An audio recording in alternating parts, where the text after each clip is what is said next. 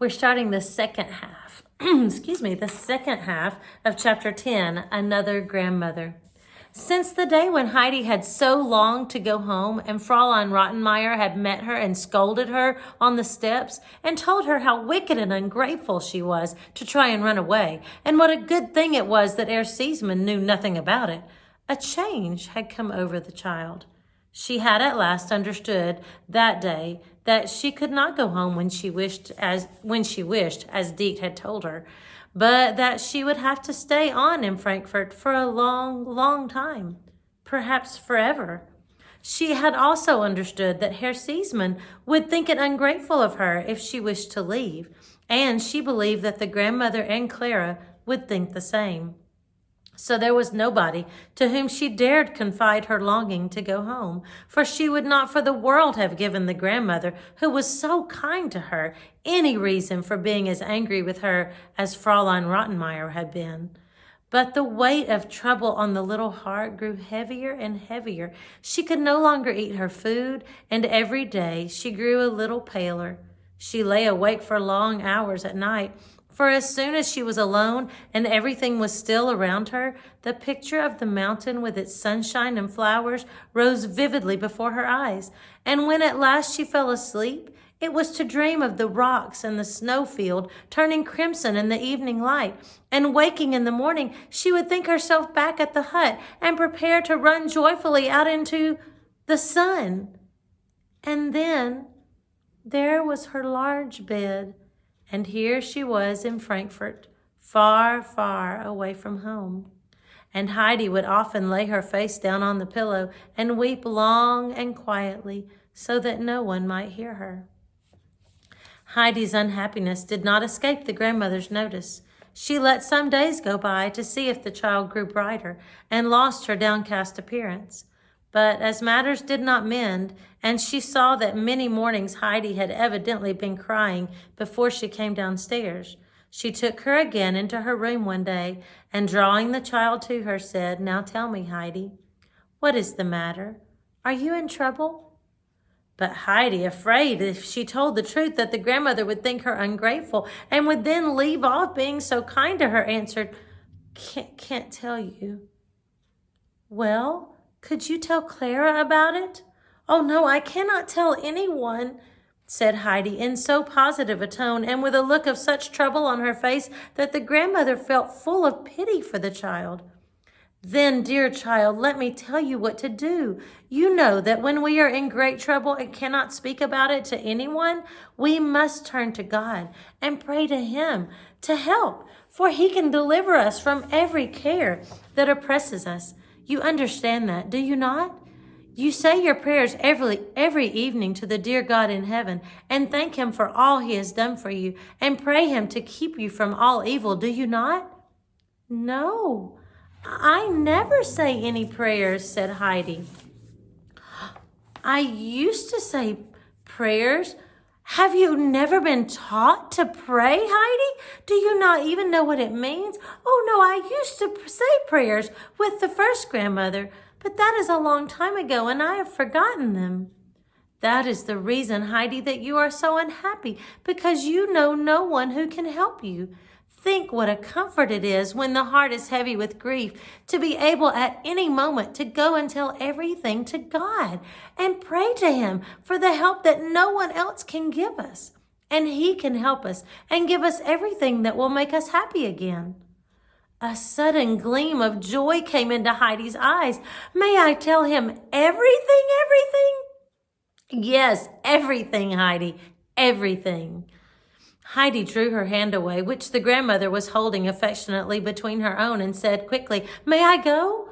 "Oh, yes, of course," was the answer, and Heidi ran out of the room into her own, and sitting herself on a stool, folded her hands together and told God about everything that was making her so sad and unhappy, and begged Him earnestly to help her and to let her go home to her grandfather.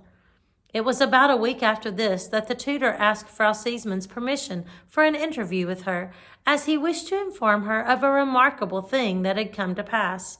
So she invited him to her room, and as he entered, she held out her hand in greeting, and pushing a chair towards him, I am pleased to see you, she said. Pray sit down and tell me what brings you here. Nothing bad, no complaints, I hope. Quite the reverse, began the tutor. Something has happened that I have given up hoping for, and which no one, knowing what has gone before, could have guessed for, according to all expectations. That which has taken place could only be looked upon as a miracle, and yet it really has come to pass, and in the most extraordinary manner, quite contrary to all that one could anticipate. Has the child Heidi really learned to read at last? Put in Frau Seesman. The tutor looked at the lady in speechless astonishment. At last he spoke again. It is indeed truly marvelous, not only because she never seemed able to learn her ABC, even after all my full explanations, and after spending unusual pains upon her, but because now she has learnt it so rapidly, just after I had made up my mind to make no origin and meaning.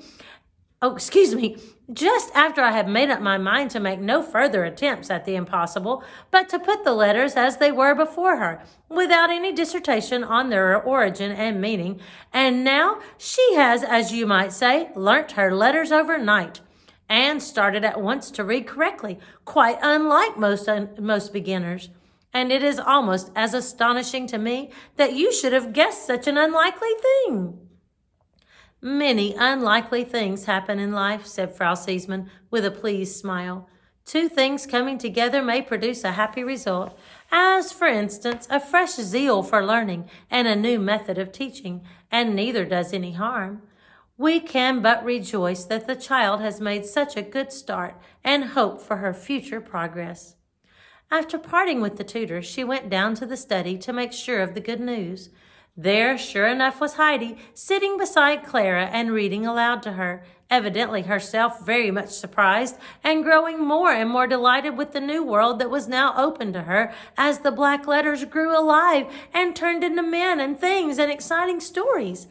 That same evening, Heidi found the large book with the beautiful pictures lying on her plate when she took her place at table.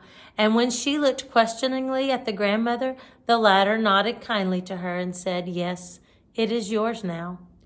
Mine? To keep always? Even when I go home? Said Heidi, blushing with pleasure.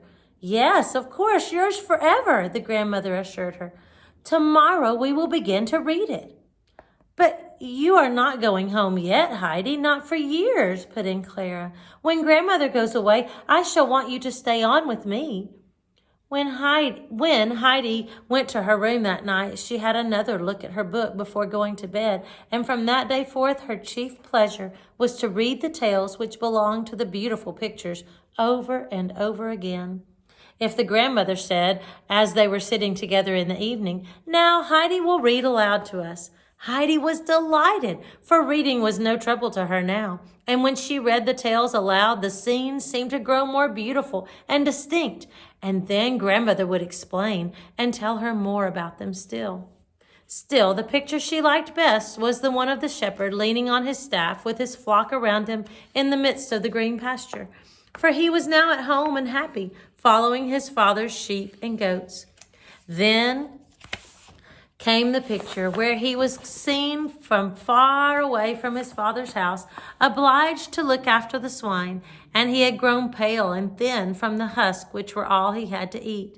Even the sun seemed here to be less bright, and everything looked gray and misty. But there was the third picture still to this tale. Here was the old father with outstretched arms running to meet and embrace his returning and repentant son, who was advancing timidly, worn out and emaciated and clad in a ragged coat. That was Heidi's favorite tale, which she read over and over again aloud and to herself, and she was never tired of hearing the grandmother explain it to her and Clara. But there were other tales in the book besides, and what with reading and looking at the pictures, the days passed quickly away, and the time drew near for the grandmother to return home. Do you recognize the story that she was reading in the book? It's the story of the prodigal son in the Bible, where the son takes his money and leaves and wastes it all. And he doesn't have anywhere to go or anyone to take care of him. So he goes back to his father, thinking that his father will make him a servant. But his father runs to meet him and is so excited to see him. And Heidi sees in that father running out, she sees her grandfather. But in the Bible, when we read it, we see that that's like God. God is always excited when we come back, and he's so happy for us to return. Tomorrow, we'll read chapter 11. Heidi gains in one way and loses in another. I'll see you then.